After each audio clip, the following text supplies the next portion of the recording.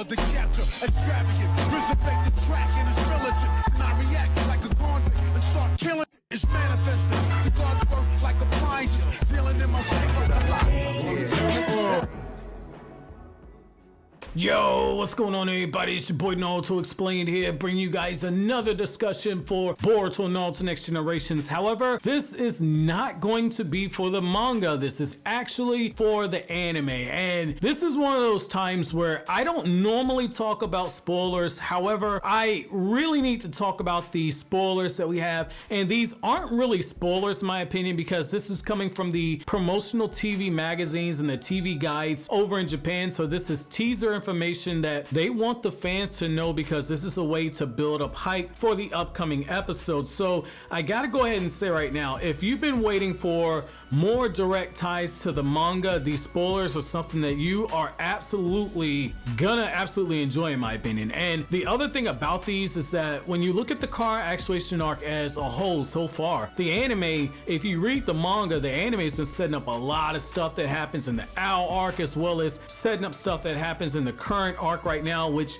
those of you guys who follow the manga know the manga right now, there's some interesting turns of events that are taking place in the manga right now. And like the upcoming arc, or the continuing arc that we have right now, is continuing to build stuff directly for that. They said that this arc was going to be a tonal shift for the Boruto franchise, and so far we've been seeing a nice change of pace so far. So these spoilers I have are going to be for episode 172, 173, and 174. And once we get the updated information for 175 to, I believe, 178 or 179, I'll make sure to cover those as well, because that is what I believe will be the end of this arc. I've said for a while, I feel like this car actuation arc is going to be roughly one Blu-ray box set in length over there in Japan. And so with that being said, let's go ahead and jump right into the information that we have. So in episode 172, so this week's upcoming episode, is titled A Sign of Fear.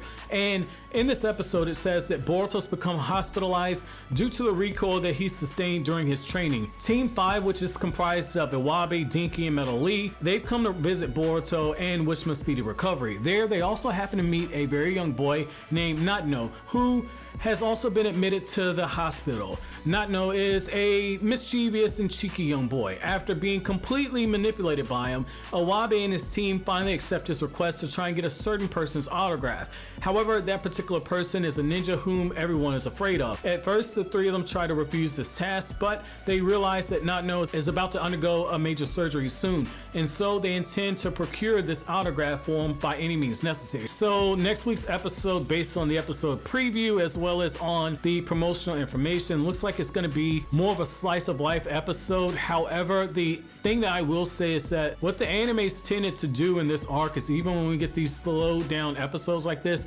they tend to slip in some stuff for the manga. So I'm personally not super excited for this upcoming episode. However, I do think that this will be something that has more than just creepy Orochimaru scenes where they try and make that gag that they did towards the end of Shippuden and what they did in the Rock Lee Ninja Escapade spin-off anime. I think there might be something else here, just given the nugget of information that was dropped in there about how Carr had gone to Orochimaru's previous hideouts to steal the Hashirama cell. So it's gonna be very interesting to see how they do that one. Now, this next episode is the one that's the game changer right here. So episode 173 is called The Secret in the Cellar. This is gonna be coming out November 8th, okay? So you wanna grab your ramen bowls for this one, and if you're wearing fresh underwear, you're gonna wanna sit down for this one, okay? So The Secret in the Cellar, based on this episode and then the episode after that, it looks like that's the God Tree, and that is huge. That is huge that we're seeing the glimpses of the God Tree this early in the Boruto anime. That is huge. That is a direct correlation to what's going on in the manga right now. That is a huge plot twist. So in the episode preview, it says, while Konohamaru and Mujino were conducting reconnaissance at Victor's company, they acquired some confidential information. By putting it to use, they are able to enter an area that was typically restricted to only certain personnel, and so they could investigate even further into the inner depths of the research facility. Now, that right there, they're doing just enough to tell you that, like, okay, Victor is doing something crazy, and manga readers know that Victor when you look at how they've been using him and with those Hashirama cells and his ability to regenerate, as well as falling out of favor with Jigen and the different members of Kara, they're doing a very good job of fleshing him out. But by basically doing something like this, making him create something like this from deep in the shadows, this is interesting right here, because it's just showing you that like the mad scientist angle that they're going with Victor, this is working.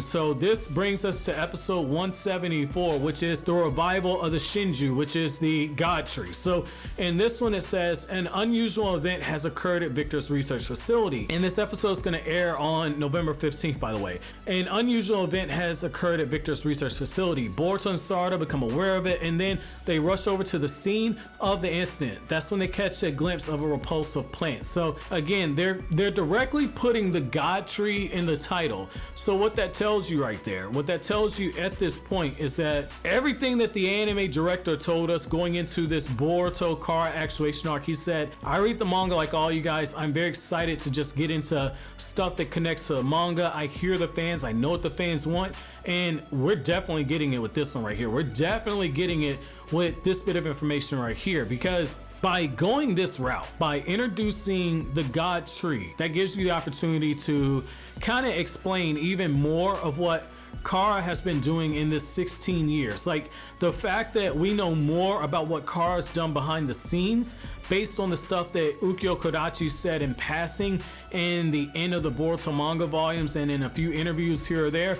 The fact that we know more from that than what the actual anime showed us, and especially what the manga showed us, that's a little disheartening right there. But when you look at all the information, you're able to piece it together. So I'm glad that the anime is starting to kind of explain stuff. And when you really look at it, one of the things that they say is that there was an incident that happened that caused Victor to lose favor with the members of Kara that happened 5 years ago. A lot of people, myself included, believe that that was the failed coup d'etat that was supposed to have happened in the Hidden Stone Village, but that could also have some ties in here when it comes to the God Tree, because we do know that a certain character in the manga, I almost went into spoilers, but a certain character in the manga has a huge infatuation with information that's connected to the Otsutsuki clan. And by essentially introducing something like this, it's letting fans know that like, hey, everything appears to be all peachy, but even after they get over this threat of Deepa, even after that happens, there's so much extra stuff lurking in the shadows. Because again, Deepa is the low man on the totem pole in the Kara organization. They've let that be known very clear, because we know that Victor in the manga was very low on the totem pole based on how Kashin Koji was talking to him. And look at how Victor is talking to Deepa. He talks in a very condescending and patronizing manner. So Deepa's even lower down the totem pole than Victor is. So this lets you know right here that like, hey, it ain't all about to be sugar cubes and ice cream and gum bear drops when it comes to this upcoming arc in the anime. And I think that they're definitely setting the stage for a very quick transition to the Owl arc. I've always said I feel like they're probably going to give us 3 or 4 transition episodes, and then they're going to roll into the Owl arc once we get closer to Jump Fiesta, because it gives them the opportunity to name Kawaki's voice actor and make a public spectacle of it. I thought that maybe that was something that they would do. However, what I will definitely say is that it looks like they're setting the groundwork now, because it looks like this arc is going to be continuing